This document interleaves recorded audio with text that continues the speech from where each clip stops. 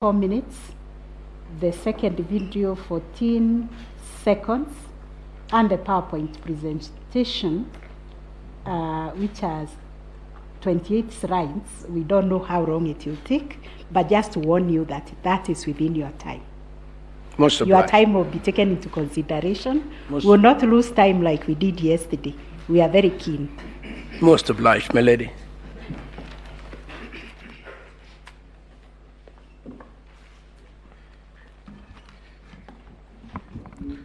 May I please, my lady, the Chief Justice and judges of this court, and good morning. My lady and my lords, I will be addressing you on mainly on the issues surrounding Article 138 of the Constitution. And my ladies and my lords, the reason why we are starting from there, and which is right about where my learned senior left it off, is that there are many allegations that have been made in this petition. In fact, that seems to be the main issue surrounding these petitions, regarding the manner in which the functions set out in Article 138.3 and 138.10 were conducted. One of the allegations that has been made is the chairman unilaterally tallied, verified, and declared the results of the presidential elections, that there was a requirement for a complete corporate process of internal tallying and approval by the commissioners, and that the chairperson can only act with the concurrence of the commissioners. Now, it's my submission that the reason why these submissions are being made is based on a confusion that stems from a misunderstanding of the nature and character of the commission and the interplay between the commission, the functions bestowed on the commission, and those cast upon the chairman of the commission. So first of all, the question that comes up is, who is the commission? And my learned friend, Senior, has alluded to it briefly, but let me just make this distinction because it is important. The commission, Iebc commission, is established like all the other independent commissions under the provisions of Article 250 of the Constitution. But more importantly, and this is the distinction that I think is important to draw, if you look at what Article 250 talks about, 251 says each commission shall consist of at least 3 but not more than 9 members. The next one says the chairperson and each member of a commission, so that these commissioners are members of the commission, they are not the commission. So that where the law refers to the commission, it is not referring to the commissioners, but it is referring to the body corporate that my learned senior referred to, and which is established or under the provisions of Article 253 of the Constitution, which says that each commission is a body corporate with perpetual succession and a seal. So where in Article 138 reference is made to the commission, it is that body corporate that is referred to. And this is amplified by the provisions of Sections 11 of the Iebc Act. My lords and my ladies, Section 11.2 of the Act establishes the Secretariat and the Commission, so that the Commission consists of the commissioners, the chairman and the commissioners, and the Secretariat. Then 11.2a defines who the Secretariat is as such professional, technical, and administrative officers and support staff as may be appointed by the Commission in the discharge of its functions under this Act. And B, very critical also, such public officers as may be seconded to the Commission upon its request. This is what comprises the Commission. And then, what is the role that the commissioners are supposed to play? Well, Section 11A of the Iebc Act then says that the chairperson and members of the commission, again members of the commission, shall perform their functions in accordance with the Constitution, and in particular, shall be responsible for the formulation of policy and strategy of the commission and oversight. Those are the 3 roles that are specified in the statute provide or formulate policy, strategy, and oversight. That is the role that they play. Then the Secretariat shall perform the day-to-day administrative functions of the Commission and implement the policies and strategies formulated by the Commission. So this then brings me to the provisions of Article 138, 3C, which is at play in these petitions. And it's important, my lords and my ladies, to read what the provisions of that section say.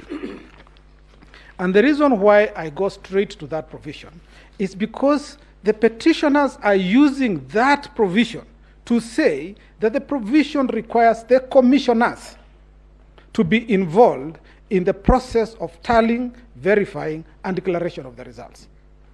But what 138.3c says is that in a presidential election, after counting the votes, these are the words they leave out, after counting the votes in the polling stations. This is about the polling stations. In the polling station, the Independent Electoral and Boundaries Commission shall tally and verify the count and declare the result. So this section refers to what happens at the polling station. My lords and my ladies, there are over 40,000 polling stations in Kenya. It is not conceivable that the 7 commissioners, including the chairman, would be the one to conduct the business of tallying, verifying the results, the votes at the polling station. This activity, as has been acknowledged by the courts in many cases, is undertaken by the officers of the commission in those areas. Indeed, in the first petition in Raila Ondinga 2017, Lords, the court at paragraph 287 says, the duty to verify in Article 138, which I've just referred to, is placed squarely upon the Independent Electoral and Boundaries Commission, which was the first respondent. It is exercised by the various agents or officers of the first respondent. That is to say, the presiding officer at a polling station, the returning officer at the constituency level, and the chair at the National Tallying Center. No reference here to members of the commission. And this is very deliberate.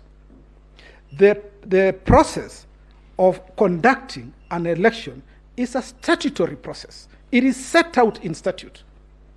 It is not an issue that is left to determination by the commissioners in a meeting of plenary, as they have suggested. And so, my lords, the assumption by the petitioners that the commission refers to the commission is wrong and belies the case that has been brought before you. And so, my lords, the next issue that I want to deal with is the question of the role of the commission versus the role of the chairperson. My lords, under Article 138.3c, as I've said, the role of the commission, not the commissioners, is just to tally and verify the results. Sorry, and what is important here is this. My lords, and to respond maybe to my learned senior John Mohammed, the results of the vote at the polling station are made on the same day. The decision as to who members or the electorate will elect is made at the polling station, and the outcome of the voting is determined on the same day. It is filled in Form 34A. It is pasted on the doors of each and every polling station. Now, the important thing here is that there is not a single affidavit or evidence that has been placed before you by anybody who says that the results that were pasted on the doors of every polling station, the Form 34A, is different from the ones that were announced or declared by the chairperson at the National Tallying Center. And this brings us to what the courts have said consistently, that the results as announced by the by the presiding officers at the polling stations are final. Once those results have been declared, the voter knows that in my polling station, which had a maximum of 700 voters, the outcome of that vote was this candidate A got so many votes, candidate B got so many votes, and so on. So the result is known after the close of voting, when the counts are tallied by the presiding officers. And then, my lords, there is Article 138.10, which places an obligation on the chairperson to, within 7 days after the presidential election, to declare the result of the election. Now, my lords and my ladies, there is nothing strange about the provisions of Article 138.10. Declaration of the result, as was held in the Joho case, declaration of result is done in 3 stages. The first declaration is done at the polling station. If the argument by the commissioners was correct that the declaration requires to be approved, it would then mean that even the result that is declared at the polling station would require the consent of the commissioners. It would mean that the results declared at the constituency tallying center would require the consent or approval of the commissioners. It would mean that the results declared at the county tallying center would require the participation consent of the commissioners. That would introduce what this court has been avoiding all along, which is human interference with the process of tallying, verifying, and declaring results. And my lords, I'll just discuss a few cases that show why these considerations are important, and I'll start with the case of Maina Kiai. My lords, in that case, the court stated that, my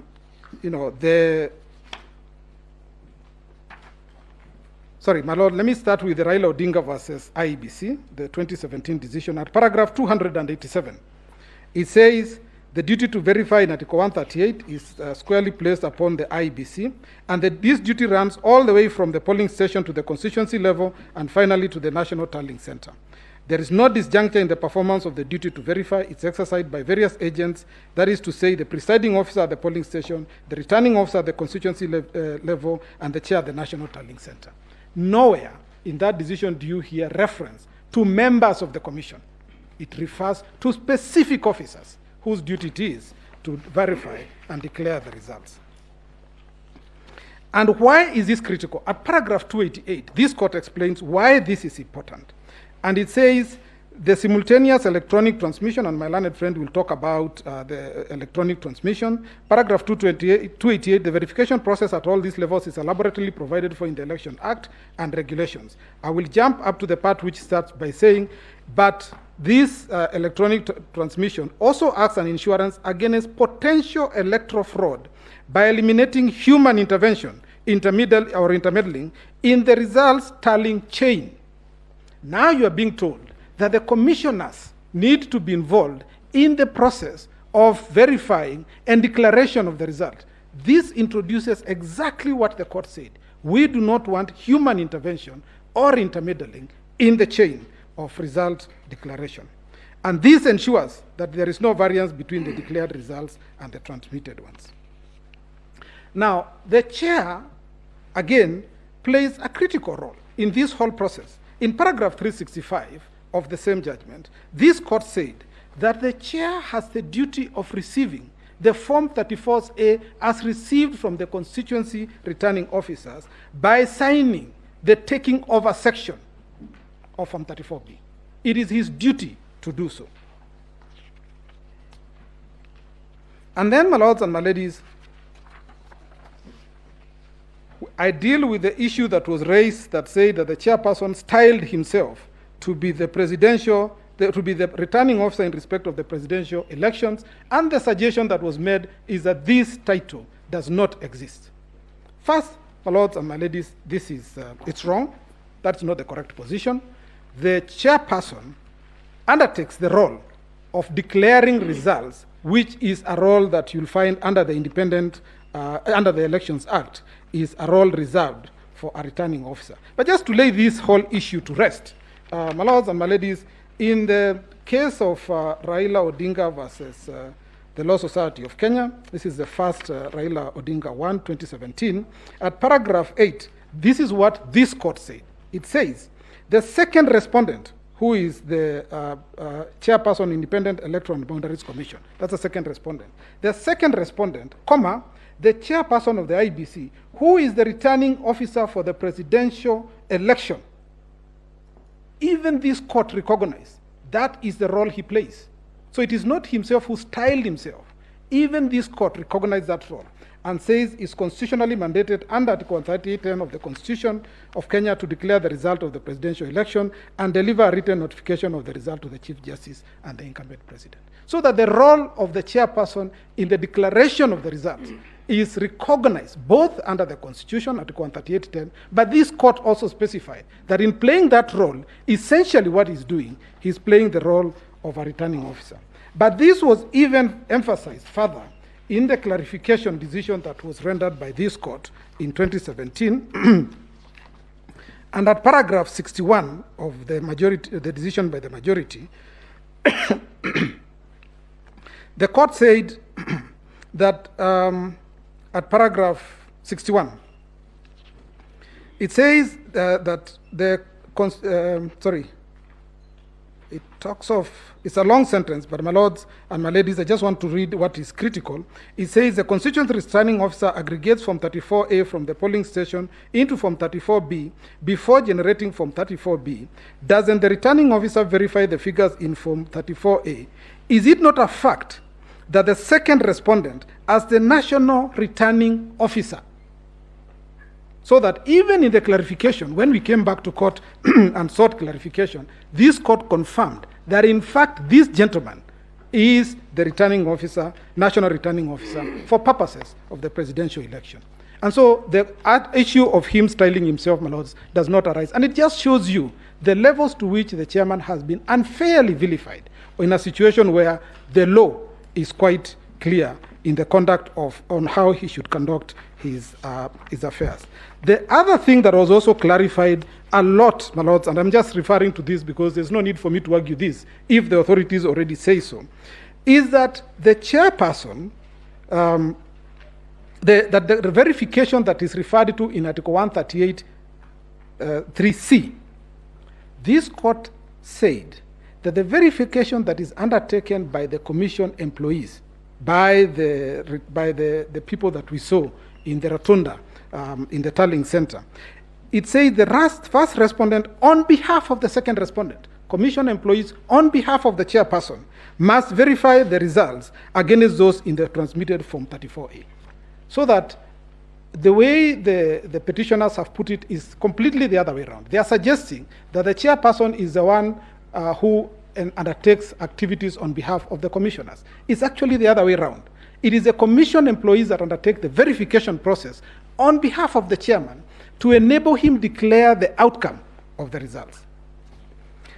Which takes me, my lords and my ladies, to the next issue that I want to cover, which is the declaration of the result a plenary decision? And the question that we must start with is, what is the